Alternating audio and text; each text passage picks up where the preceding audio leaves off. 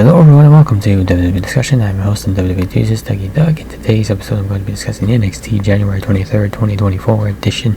And this edition of NXT continues to set the stage for Vengeance Day. The NXT Women's Championship match between Lyra Valkyria and Roxanne Perez is made official with a contract signing.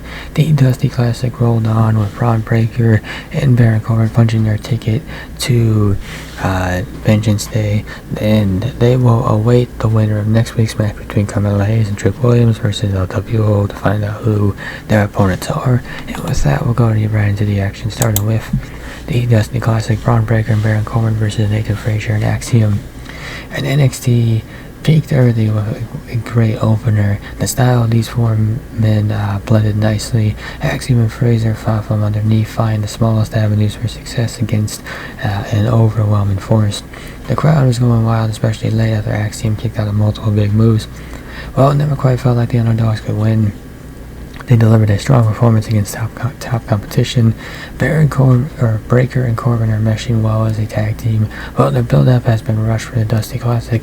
NXT might have struck gold in pairing these two together. They make each other more interesting and will likely win the Dusty Classic. And should they win the Dusty Classic, which honestly it does look like they are going to win it, I'm curious to see how that plays out when it comes to the NXT title, because they win that tournament to get an NXT title match, and when they challenge for the NXT tag titles, do they win the titles? It's interesting to watch this one play out. I'm curious to see how far NXT is willing to go with it. Dijak versus Joe Gacy, and two talented and over-the-top personalities have finally clashed. A brawl that happened before the bell led to the match not even happening in the first place, and honestly that felt pretty fitting. Hard Justice has worked so many hardcore matches recently, so this feud with Gacy, his next feud needed to go bigger to stand out, and a feud with Gacy does just that. And as for Gacy himself, he looked great here, playing the resilient madman that just will not stay down, just keeps getting up and just keeps coming at you. He is the good guy in this feud, but was the aggressor throughout, and generally it worked pretty well. To live up to this start, the first true match between these two is going to need a wild stipulation. You don't book this chaotic, all over the place, going through things type of brawl and then just have an ordinary match. These two guys already said with their actions here tonight on NXT that they don't want no ordinary match. So curious to see what kind of match stipulation NXT's got in mind for these two. Or I guess Ava, now that she's officially the general manager of NXT. Congrats to her on that. What does she have in mind for these two to settle their differences? Trick Williams versus Josh Briggs in the main event. And Alien Dragunov would watch this one from ringside. And of course, Dragunov would get blasted with a kick. Accidental, but you kind of knew that was going to happen. I think we all knew that was going to happen. Trick Williams then hit Briggs with a discus boot and rolled him up for the win. Dragunov tried to attack Briggs before the end of the match, but Carmella Hayes knocked him down. Afterwards, Briggs blasted Trick with a clothesline, and then the Mad Dragon, was going to go on a rampage before being taken away by officials. Briggs is showing time and again that he is a good big man wrestler, and he drove the pace of this match throughout. It was a good sprint, even if the aftermath mattered more. The chaos in the main event scene is fascinating. There are multiple moving pieces in NXT, possibly the big swerve plan when the time is right. That swerve being the A champion turning on his friend Trick Williams, it feels inevitable. Give credit to NXT for being able to being able and willing to play the slow game of a story like this. And whatever happens, Trick is a hot star such a hot star at the moment that everything matters. Even with the odd Rich Holland detour recently, this story, this angle, is the most important one in NXT.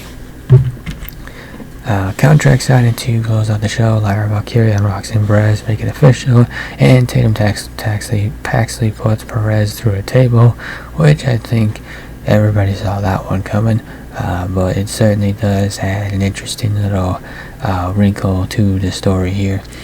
So the content of this contract signing was solid, though the execution was mixed. Perez and Valkyria still got a ways to go in the confidence department, and when it comes to speaking on the mic, they stumbled over their words in moments, but Perez and Valkyria, they're making some improvements, but they're still not quite polished on the microphone. Ava also has a ways to go to saw herself as an authority figure, but I'll give her a pass because this was her first night on the job. What matters most, though, is that the match is set and the story is clear. NXT is fully committed to these two as the top women in NXT, and they have the talent to prove it together in a first-time clash that could steal the show. Paxley's involvement adds an interesting wrinkle as she continues to give Valkyria an edge that she is not asking for. She could be the difference at Vengeance Day, and so what kind of difference does Paxley make? She's going to run interference in the match. Is it to the benefit or detriment of Valkyria? I guess we shall see how it plays out. I'm also curious to see how this match plays out as well too. Who do you book to win this match? I think Valkyria, but this is the type of match that feels like it can go both ways, which is how a title match is supposed to feel. So in conclusion, after a high energy show last week, NXT reduced the energy from the show. Most of the matches were squashes, barely tallying 4 minutes on average. Braun Breaker and Baron Corbin versus Nathan Frazier and Axiom set a high bar that was not met at any point for the rest of the night. The impromptu main event of Williams versus Briggs was good, but will likely be forgotten except for the aftermath. The show did continue to establish the foundations for Vengeance Day as NXT announced Dragon Lee versus Obafemi and the Family versus OTM. This leaves the card mostly confirmed beyond the Dusty Classic final participants. Even the smaller matches built to more important clashes on future leagues like Dijak versus Joe Gacy and the clash of Low Vice and Nacho Lopez.